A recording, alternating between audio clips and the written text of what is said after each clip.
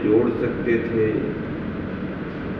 यदि उन क्षणों को अनुभूत करके चुपचाप सहन कर लेते, तो ये सब चीजें जो हैं ये सहज साध्य नहीं है और सभी के लिए भी नहीं है। उन पुरुषों को, उन साधकों को याद करो जो कहते तो कुछ नहीं पर सहते रहते। गुरुदेव के मुख से वो कहानी सुनी थी कि सर्दी के समय में शाम होते होते जंगल में एक मुनि महाराज जी आकर के ध्यान सामायिक में खड़े हो गए। गायों को चराने वाला ग्वाला शाम होते होते अपनी गायों को एकत्रित करके गांव वापस आने को हुआ। उसके मन में आया, अंधेरा घिर रहा है, रात में सर्दी बढ़ेगी, हम तो अपने गांव की ओर जा रहे हैं, ये मुनि महाराज जंगल में क्या करेंगे। वो महाराज जी का स्वरूप भी नहीं जानता था, लेकिन इतना तो उसको आभास हो गया कि ये कोई संत साधक हैं। गायों को तो गांव में छोड़ दिया और झटपट वापस आ गया। क्या कर सकता हूं, मेरे शरीर पर तो कपड़े हैं, इनके शरीर पर तो कपड़े भी नहीं हैं, इतनी सर्दी, कड़ाके की ठंड। और वो ग्वाला जो मुनि के वास्तविक स्वरूप को नहीं जानता था, लेकिन फिर भी श्रद्धा से इतना भर गया कि देखो इतना निरपेक्ष अपनी साधना में लगे हैं, ध्यान करते रहे महाराज। ग्वाला अपनी भावना से रात में जो इंतजाम कर सका, लकड़ियां ला करके थोड़ी थोड़ी ऊष्मा उसने की, अग्नि जला जला करके, महाराज जी को इससे कोई लेना देना नहीं। रात निकल गई, ग्वाला इस बात के लिए खुश कि हमने कुछ ऐसे तपस्वी के लिए किया। तपस्वी इन सब बातों से अनभिज्ञ, कोई प्रयोजन भी नहीं, तुमने किया है बहुत अच्छा किया है, नहीं करते तो गड़बड़ हो जाता, ये कोई भाव नहीं। और सुबह जब उनका योग पूरा हुआ तो ग्वाले ने श्रद्धा से भर करके नमस्कार किया। मुनिराज की नजर ग्वाले पर पड़ी, नमो अरिहंताणम कहा और आकाश मार्ग से गए। कुछ कहा नहीं, सहा सब कुछ। सर्दी सहेली, कुछ बताने का भाव नहीं हुआ। कोई आकर के कुछ अपशब्द भी कह दे, कोई आकर के प्रतिकार भी कर दे, कोई आकर के उपसर्ग भी कर दे, तो भी कुछ बताने का भाव नहीं। अभी हम लोग मूलाचार पढ़ रहे हैं, द्वितीय पार्ट में अनगार भावना का प्रकरण चल रहा है। एक एक दिन हम लोग स्वाध्याय करते हैं, प्रतिदिन वाचना होती है। मैं पढ़ता हूँ, एलक जी वाचना करते हैं, गोनू भैया वाचना करते हैं, विकास भैया वाचना करते हैं। तो वाचना चल रही है, गाथा का उच्चारण करते हैं, संस्कृत की टीका लगाते हैं। मूलाचार जैसे महान ग्रंथ का स्वाध्याय खाते गांव के ग्रीष्म काल में चल रहा है। पता ही नहीं चल रहा कि बाहर क्या हो रहा है। देश दुनिया में सब लॉकडाउन चल रहा है, लॉकडाउन तो यहाँ भी चल रहा है, पर अपना स्वाध्याय, अपनी चर्या निरंतर चल रही है। मूलाचार के स्वाध्याय में उत्तरार्ध में अनगार भावना अधिकार चल रहा है। अंगार भावना अधिकार में यही बात तो बताई कि वे मुनिराज कैसे होते हैं, वे मुनिराज कैसी भावना करते हैं, गिरी गुफाओं में, कंदराओं में, सुख दुख के समय में, व्याधि बीमारियों में कोई प्रतिकार करने का भाव नहीं रखते। और जब अंगार भावना अधिकार को पढ़ते हैं तो ऐसा लगता क्या गजब का उनका कितना बड़ा विश्वास साधना के प्रति। तो ये कहो ना सहो बहुत बड़ी बात है। सही परीक्षा यही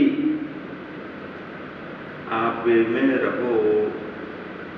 सही परीक्षा तो यही है, आपे में रहो। आपे में रहो का मतलब, आपे में रहो का मतलब अपनी मर्यादा में रहो।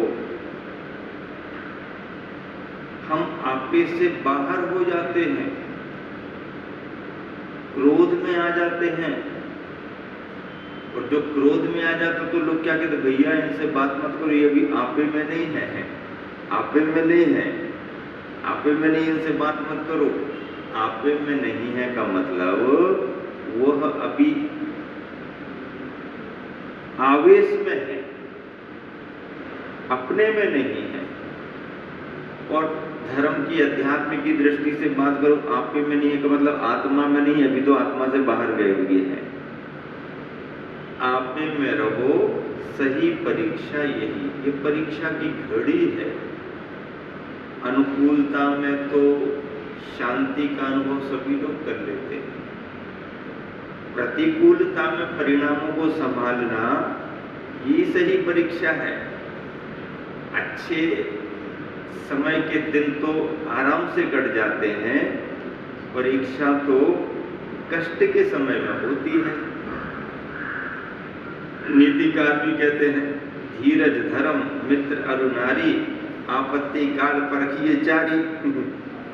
आपत्ति काल में इनको देखा जाता है। धीरज धर्म मित्र और नारी की परीक्षा तो आपत्ति काल में होती है। धीरज धैर्य आपत्ति काल में तुम्हारा देखा जाएगा। धर्म तुम्हारी निष्ठा कितनी है देखी जाएगी। धीरज धर्म मित्र अरु नारी, आपत्ति काल परखिए चारी। ये आपत्ति के समय में ही देखे जाते हैं मित्र की मित्रता कैसी है। अच्छे समय में तो मित्र कोई भी साथ रहेगा, कष्टों के समय, परेशानी के समय मित्र तुम्हारा कैसा साथ देता है, ये परीक्षा तो कष्ट के समय होती है। सुख के समय जब साधन अच्छे हैं तो कोई भी गृहिणी प्रसन्न घर में सब काम कर लेती है। लेकिन गृहिणी की परीक्षा तब होती है जब परिवार में अनुकूलता ना हो, आर्थिक परेशानियां आने लगें, स्वास्थ्य आदि की विसंगतियां हो जाएं, परिवार में परेशानियां आ जाएं, तब गृहिणी अपने परिवार को कैसे संभालती है, उस समय गृहिणी की परीक्षा होती है। और भारतीय संस्कृति में ढली हुई जो नारियां हैं, पाश्चात्य की बात छोड़ो, भारतीय संस्कृति का संस्कार जिनको मिला है वह नारियां तीनों कुलों को यश प्रदान करती हैं। जब तक वो माता पिता के पास हैं, माता पिता के कुल का गौरव बढ़ाती हैं। जब उनका विवाह संस्कार होता है, पाणी ग्रहण संस्कार, तो वह अपने ससुराल पक्ष को गौरवान्वित करती हैं। और इन दोनों से ऊपर उठ करके यदि वह संयम के मार्ग पर आगे बढ़ जाती हैं, गुरुवर आचार्य श्री विद्यासागर जी महाराज की जय।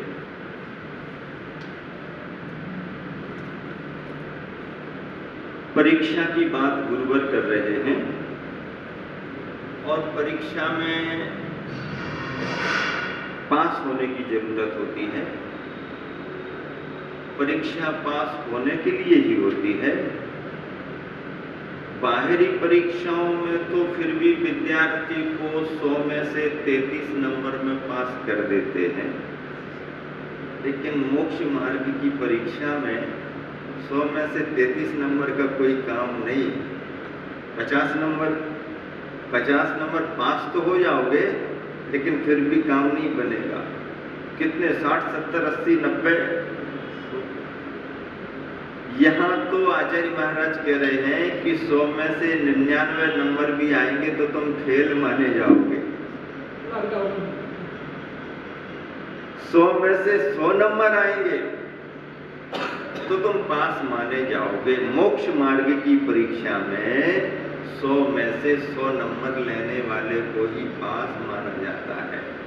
5 पांडवों में से 3 पांडवों को 100 में से 100 नंबर मिले, पास हो गए, मोक्ष चले गए। और 2 पांडवों के लिए 100 में से 99 नंबर मिले, 99 नंबर मिले, एक ही नंबर कम रहा, लेकिन 33 सागर की आयु लेकर के सरवार सिद्धि विमान में गए। 100 में से 99 नंबर मिले, मोक्ष नहीं। 100 में से 100 नंबर मिलते हैं तो मोक्ष होता है। तो परीक्षा तो यही सही है, और ऐसी ही सही परीक्षा देना पड़ती है। परीक्षा में पास करना अलग बात है, और पूर्ण नंबर पाकर के पास होना अलग बात है। तो जो कष्टों को सहन कर लेते हैं, अब कष्ट कितने प्रकार के होते हैं? कष्ट तो अनेक प्रकार के होते हैं। शारीरिक कष्ट अलग होते हैं, बीमारियों के कष्ट अलग होते हैं, क्षेत्र संबंधी कष्ट अलग होते हैं, मानसिक संताप के कष्ट अलग होते हैं, प्रकृतिकृत कष्ट अलग होते हैं, आदि आदि। फिर 22 परिश्रमों की बात आती है, सर्दी को लेकर के, गर्मी को लेकर के, बारिश को लेकर के, भूख प्यास को लेकर के, आदि आदि तमाम प्रकार से 22 परिश्रमों को बदलाया गया है। ये 22 परिचय तो उपलक्षण में है, बाकी तो 2200 परिचय भी हो सकते हैं। तो ऐसे परिश्रमों को सहन करने का उपदेश अंगार भावना में दिया गया है। अंगार भावना क्या भाती है? कोई भी प्रतिकूलता हो, मोक्ष मार्ग की कोई भी कठिनाइयां हो, उन सभी को मुनिराज समता भाव से सहन करते हैं। ये तो धर्म की बात है, ये तो मोक्ष मार्ग की बात है। अरे जिन्होंने अभी मोक्ष मार्ग में संयम धारण नहीं भी किया, उनको भी घर गृहस्थी में रहते रहते भी प्रतिकूलताओं को सहन करना पड़ता है, करना चाहिए। भले वह असंयमी है, अविरति है, लेकिन उनके पारिवारिक संयम भी होते हैं, पारिवारिक उनको मर्यादा का पालन करना पड़ता है। यदि चिड़चिड़ेपन का स्वभाव हो, जल्दबाजी का स्वभाव, तो घर गृहस्थी भी नहीं चलती है, वह व्यवस्थाएं बिगड़ने लगती हैं। तो संयमी जन जहाँ मोक्ष मार्ग में अपने संयम की परीक्षा को देते हैं, सहन करते हुए, गृहस्थ भी भले वह संयमी नहीं है, पर उनको भी अपने संयम का, व्यवहारिक पारिवारिक संयम का परिचय देना पड़ता है। कम बोलना, अच्छे से बोलना, समय पर बोलना, बोलने की आवश्यकता हो तो ही बोलना, आदि आदि। उठने बैठने को लेकर के भी अभी जो देश दुनिया की स्थिति बनी है, आप चाहे उसे पसंद कर रहे हो और चाहे पसंद ना भी कर रहे हो, चाहे आपको अच्छा लग रहा हो चाहे बुरा लग रहा हो, ऐसे देखा जाए तो व्यक्ति ने जिंदगी कैसे जीनी चाहिए इन दिनों में अच्छे तरीके से सीख लिया। अच्छे तरीके से सीख लिया कि नहीं सीख लिया?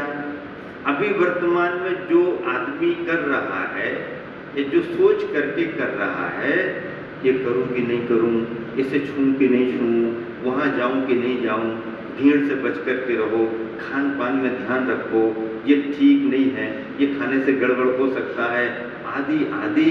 बाहर से आए हैं तुरंत हाथ पैर धो लेना, बाहर के कपड़ों को बाहर ही पानी में भिगो करके रख देना, बाहर निकलते समय देख करके चलना, किसी को टच ना हो जाए, ऐसा वैसा, सार्वजनिक कार्यक्रमों में बात, ये सारी चीज़ें जो चल रही हैं, मैं समझता हूँ ये बहुत बड़ी संयम की शिक्षा चल रही है।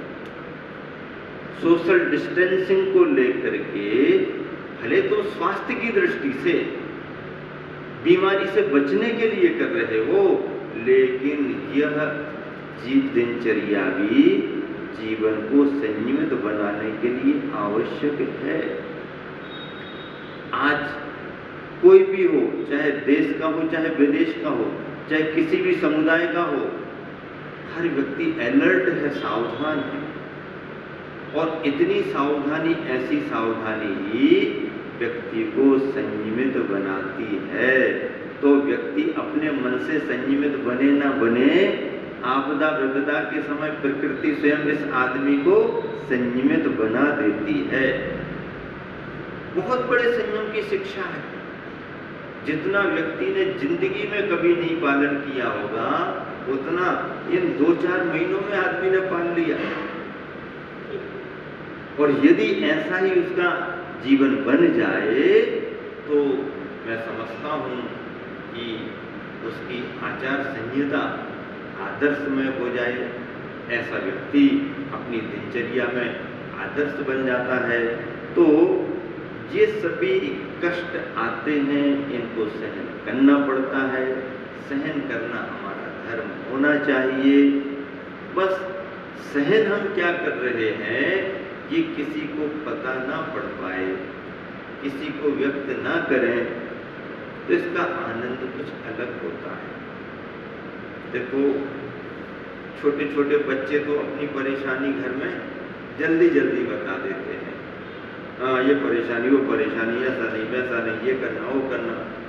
फिर थोड़े और बड़े होते हैं तो बताते तो हैं, लेकिन थोड़ा कम बताते हैं। फिर और बड़े होते हैं, वो भी बताते हैं, लेकिन कम बताते हैं। और घर का सबसे बड़ा बूढ़ा बुजुर्ग जो होता है, उसके मन में भी कुछ ना कुछ बताने का भाव तो होता होगा, लेकिन वो उतना नहीं बताता है, बताने की भावना नहीं करता। क्यों? क्योंकि वो सोचता है कि ये जो परेशानियां आई हैं, अब इन सबको बता करके करें क्या, और इनको बता करके इनको दुखी क्यों करें। इसलिए वो स्वयं अपने में अनुभव करता रहता, बताता नहीं।